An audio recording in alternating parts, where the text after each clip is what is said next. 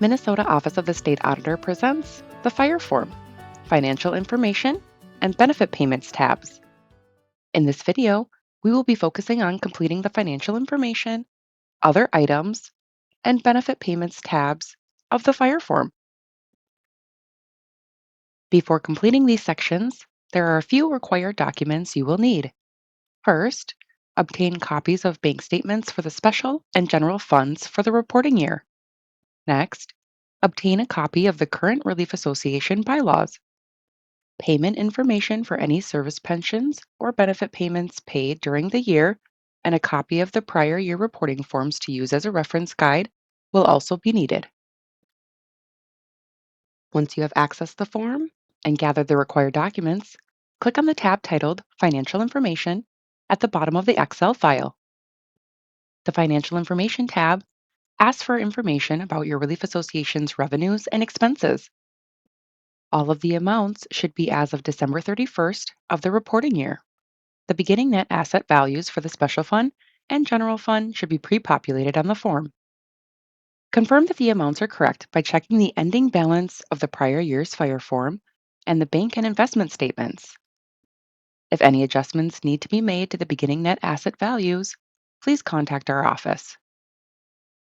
To begin filling out this tab, enter the total amount of fire state aid and supplemental state aid that your Relief Association received in the fire state aid row. Round the amount to the nearest dollar. If your Relief Association did not receive its state aid during the reporting year, enter the amount that should have been received in this row and also list it as an accounts receivable in section F near the bottom of the page. Next, enter the supplemental benefit reimbursements and municipal contribution amounts in the following two rows. The municipal contributions listed in this section are required to be at least the required contribution amount listed on the Required Contribution tab of the prior year's schedule form. For example, if the prior year's schedule form includes a $2,500 required contribution, at least $2,500 in municipal contribution income needs to be listed in this line. If the entire required contribution amount was not received, enter the remaining amount owed to the Relief Association as an accounts receivable in section F.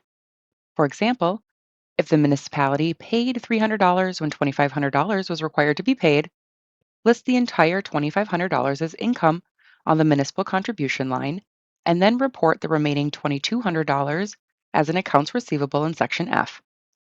Keep in mind that if the OSA revised the prior year's schedule form, the required municipal contribution amount on the revised form is the minimum amount that should be entered in the municipal contributions line. Beginning on January 1st, 2026, Relief Associations no longer have authority to deposit member dues in the special fund. Enter any amounts collected for member dues deposited in the general fund here. Next, enter investment and fundraising income that your Relief Association received during the year. Enter the information for both the special fund and general fund. Any investment management fees paid to the State Board of Investment or the Relief Association's broker should be entered as a positive number in the investment management fees line, and the form will subtract the amount. If the Relief Association received any income from outside donations, enter the amounts by clicking the blue underlined labels titled Outside Donations or Other Income. By clicking the links, the form will open to the Other Items tab. Any other types of income that your Relief Association received during the reporting year should be reported here. Under the column Other Items Type, select the type of income or expenditure from the drop-down menu. To the right, descriptions are required to be provided for any entries on this page. Please include as much detail as possible in the description. Then enter the dollar amounts in the appropriate fund column. Going back to the Financial Information tab, the amounts on the Other Items tab will be populated in the corresponding fields. Please keep in mind that special fund assets should only be dispersed for purposes outlined in statute. If funds were erroneously deposited into the special fund, the Relief Association must contact our office to obtain written authorization before moving any money. All the information under the Benefit Expenditure section will be populated based on the data entered on the Benefit Payments tab. Let's now go over the Benefit Payments tab. On this tab, you are required to provide information on the lump sum benefits that were paid during the reporting year. For each member who was paid a lump sum benefit, enter the name and choose the benefit type from the drop-down menu. In this example, member A was a fully vested deferred member. Next, enter the regular benefit amount, deferred interest amount, and supplemental benefit amount paid to member A. The total benefit amount will automatically calculate. Continue with entering member A's date of birth, fire department entry date, their separation date, and any leave of absence amounts in months.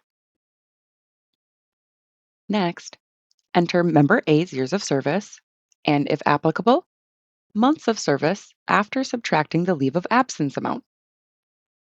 Review the Relief Association's bylaws to determine the appropriate vesting percent and benefit level in effect when the member separated from active service. For this example, at the time of member A's separation, the bylaws stipulated that deferred members were to receive interest at the rate determined by the Board of Trustees for full calendar months of deferral. If interest is not provided, select no interest for the deferred interest type and NA for the deferred interest credit method. If the member paid had previously separated and then returned to active service, select Yes under the Return to Service column. If needed, enter any additional calculation notes. Fill in any remaining benefit payments in the same manner. Once finished, the amounts on this tab will be populated in the corresponding fields on the Financial Information tab under the Benefit Expenditure section. Continuing on with the Financial Information tab, enter the administrative expenditures for the reporting year and classify them into the corresponding categories. If admin expenses paid don't fall into any of the categories listed, click the blue underlined label titled Other Expenditures, and the form will open to the Other Items tab. Under the column Other Items Type, select the Other Expenditures from the drop-down menu. To the right, enter the admin expense description and the amount paid in the appropriate fund column. Going back to the Financial Information tab, the amounts on the Other Items tab will be populated in the corresponding fields. If your relief association made any transfers from the general fund to the special fund during the year, report them in Section D. Transfers can only be made from the general fund to the special fund. Enter the amount in the general fund column as a negative number, and the amount in the special fund column should be a positive number. Section E will automatically calculate the total net assets as of the end of the reporting year. Be sure to verify that the treasurer's bond amount that was entered into the Plan Information tab is at least 10% of the special fund total net asset amount. Relief Association treasurers are required to be bonded for at least 10% of a relief association's assets, but need not be greater than $500,000. Moving on to Section F, enter any amounts that were owed to the Relief Association at year end that were not received until after December 31st of the reporting year in the Accounts Receivable row. Enter any other assets in the Other Assets row.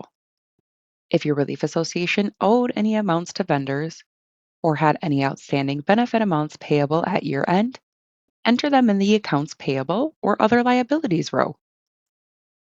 In the last field, enter the accrued liability. For lump sum plans, the accrued liability will be based on the schedule form.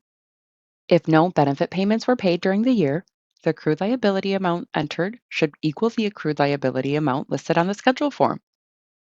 If benefit payments were made during the year, the accrued liability amount should be adjusted for said paid members that didn't have a status of paid on the schedule form. For example, if member A was listed with a status of active or deferred on the schedule form, the accrued liability on the fire form should be equal to the accrued liability on the schedule form less the liability amount for member A. For defined contribution plans, the accrued liability amount should equal the special fund net assets at the end of the reporting year in Section E. For monthly and monthly lump sum combination plans, the accrued liability amount is based on the amount reported in the Relief Association's actuarial valuation. The last section of the Financial Information tab is a box to enter any notes or additional information that you would like to provide to our office. While the box is not required to be completed, notes on any accounts receivable or accounts payable balances are helpful during our office's review. This concludes our training video on the Financial Information and Benefit Payments tabs of the Fire Form. To view all Fire Form training videos, visit the Training Opportunities page under the Training and Guidance menu option from our homepage.